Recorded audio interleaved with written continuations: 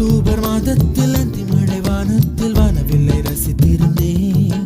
அந்த நேரத்தில் யாரும் இல்லை தூரத்தில், இவள் மட்டும் வானவில்லை ரசிக்க வந்தாள்.